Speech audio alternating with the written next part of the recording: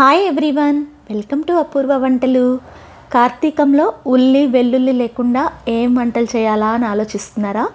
అయితే మీకోసమే ఈ పాతకాలం బొప్పాయి బంగాళదుంప కూర. ఉల్లిపాయ వెల్లుల్లి వేయకపోయినా చాలా కమ్మగా చిక్కటి గ్రేవీతో చపాతీకి, పూరీకి, అలాగే మామూలు అన్నానికి కూడా కాంబినేషన్గా అద్దరిపోతుంది. బాలింతలకి ఈ కూర పెట్టడం వల్ల వాళ్ళకి ఏ విటమిన్ ఫుల్గా అందుతుంది, అలాగే పాలు కూడా చక్కగా పడతాయండి. దానివల్ల చంటి బిడ్డలకి చక్కగా పాలు అనేవి సరిపోతాయి. ప్లేట్లెట్స్ తగ్గినప్పుడు ఈ కూరని కనుక తీసుకుంటే ప్లేట్లెట్స్ అనేవి చాలా త్వరగా ఇంప్రూవ్ అవుతాయి. అలాగే జ్వరంతో ఉన్నప్పుడు కూడా ఇలాంటి కూరని తినటం వల్ల జ్వరం అనేది తగ్గుముఖం పడుతుంది. ఇంకా ప్రెగ్నెన్సీ వాళ్ళైతే ఈ కూరని అస్సలు తీసుకోకూడదండి. కూర తయారీ కోసం పెద్ద సైజు పచ్చి బొప్పాకాయ తీసుకున్నానండి. లైట్గా పైన ఇప్పుడే పండినట్టు కనపడుతుంది, కానీ చాలా పచ్చిగా ఉందండి. దీనిలో సగం మాత్రమే కూరకు వాడుతున్నాను. మిగతా సగం పక్కన పెట్టేసి ఆ సగభాగానికి పైన ఉన్న తొక్కును తీసేసుకోండి. వారంలో కనీసం 4 సార్లైనా బొప్పాయిని పిల్లలకి పెట్టడం వల్ల వాళ్ళకి కంటి చూపు అనేది చాలా బాగా మెరుగుపడుతుందండి. ఇలా పూర్తిగా తొక్కంతా తీసేసినాక దీన్ని కట్ చేసుకొని పైన ఉన్న పార్ట్ని వీడియోలో చూపించిన విధంగా స్పూన్తో క్లీన్ చేసుకోండి. దీంట్లో అయితే ఇత్తనాలు లేవు. ఇత్తనాలు ఉంటే కూడా ఇత్తనాలని పూర్తిగా తీసేసుకొని చిన్న ముక్కలుగా కట్ చేసుకోండి. ఇంకా బొప్పాయిని రెగ్యులర్గా తీసుకున్నారంటే మీ స్కిన్ టోన్ అనేది చాలా బాగా ఇంప్రూవ్ అయ్యి కలర్ కూడా ఇంప్రూవ్ అవుతారండి. అలాగే హెయిర్ గ్రోత్ కూడా బాగుంటుంది. 3 మీడియం సైజ్ బంగాళదుంపల్ని బొప్పాయి కట్ చేసుకున్న సైజులోనే కట్ చేసుకొని సాల్టెడ్ వాటర్లో వేసా. కూర తయారీ కోసం ఒక వెడల్పాటి పాత్రని స్టవ్ మీద పెట్టేసి దానిలో 3 టేబుల్ స్పూన్ల నూనెని వేయండి. నూనె కొంచెం వేడెక్కిన తర్వాత 4 లవంగాలు, అలాగే పెద్దగా ఉండే నల్ల యాలకుని తీసుకొని దంచుకొని దాన్ని దీంట్లో వేయండి. ఇది లేకపోతే 2 పచ్చటి యాలకులైనా దంచి వేయొచ్చు. అలాగే 2 దాల్చిన చెక్క ముక్కలు కూడా వేసేసేయండి. దీంట్లో 2-3 బిర్యానీ ఆకులు వేసి ఫస్ట్ అయితే వీటిని ఆయిల్లో ఫ్రై చేసుకోండి. ఇవి కొంచెం వేగిన తర్వాత 1/2 టేబుల్ స్పూన్ మెంతులు వేసా. ఇక్కడ నేను వేపిన మెంతులు వేసానండి. అదే మెంతులు వేపినవి మీ దగ్గర లేకపోతే స్టార్టింగ్ నూనెలోనే 1/2 టేబుల్ స్పూన్ మెంతులు వేసి వేపుకున్న తర్వాత మిగతావి వేయండి. లాస్ట్లో 1 టేబుల్ స్పూను జీలకర్ర వేసా. అన్నీ కూడా కొంచెం వేగిన తర్వాత కట్ చేసి పెట్టుకున్న ఆలుగడ్డ ముక్కల్ని దీంట్లో వేసేసి నూనెలో ఆలుకి ఈ మసాలా ఫ్లేవర్స్ అన్నీ బాగా పట్టే విధంగా 5 నిమిషాల పాటు మీడియం ఫ్లేమ్లో వేపుకోండి. తర్వాత దీంట్లో కట్ చేసుకున్న బొప్పాయి ముక్కల్ని కూడా వేసేసేయండి. బొప్పాయి ముక్కలు, బంగాళదుంప ముక్కలు ఈక్వల్ క్వాంటిటీస్లో తీసుకోవాలండి.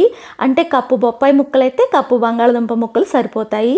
అంతా కూడా ఒక్కసారి బాగా కలిసే విధంగా గరిటెతో మిక్స్ చేసుకొని 10 నిమిషాలు మీడియం ఫ్లేమ్లో ఉడికించుకుంటే ఈ ముక్కలు అనేవి కొంచెం మగ్గుతాయి. ఈ లోపల కూరకి ఒక మసాలాని తయారు చేసుకుందాం. దానికోసం 5 పండు టమాటాలు, 5 పచ్చిమిర్చి, ఒక 1 ఇంచ్ వరకు అల్లాన్ని తొక్కు తీసి తీసుకున్నాను. మీకు ఒకవేళ టమాటాలు ఇట్లా మసాలాలో వేయటం ఇష్టం లేకపోతే కట్ చేసుకొని ఇందాక మనం కూరగాయ ముక్కలు మగ్గించుకుంటున్నాం కదా, వాటితో పాటు మగ్గించుకోవచ్చు. మిక్సీ జార్ తీసుకొని దానిలోకి తరిగిన టమాటాలు, అలాగే తరిగిన పచ్చిమిర్చి, అల్లం ముక్కలు కూడా వేసేసేయండి. దీనిలో అల్లం వేయటం వల్ల ఈ కూరకి మంచి ఫ్లేవర్ వస్తుంది. ఇదంతా నీళ్లు వేయకుండా ఫైన్గా మిక్సీ పట్టుకోవాలి. చూడండి, కన్సిస్టెన్సీ మీకు ఎక్కడ ఒక పొలుకు కూడా ఉండకూడదండి. అంతా కూడా బాగా స్మూత్ పేస్ట్ లాగా అయ్యే వరకు ఇలా మిక్సీ పట్టుకొని పక్కన పెట్టేసుకుందాము. ఇప్పుడు కూర ఎందాక వచ్చిందో చూద్దాము.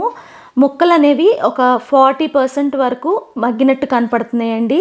ఒకసారి మళ్ళీ దీన్నంతా కూడా బాగా మిక్స్ చేసుకోండి. దీనిలో కావాలంటే మీరు క్యారెట్ కూడా వేసుకోవచ్చండి. ఇప్పుడైతే దీంట్లో 1 టేబుల్ స్పూన్ వరకు క్రిస్టల్ సాల్ట్, అలాగే 1/2 టేబుల్ స్పూన్ వరకు పసుపు, అలాగే 1 టేబుల్ స్పూన్ వరకు కారం వేసాను.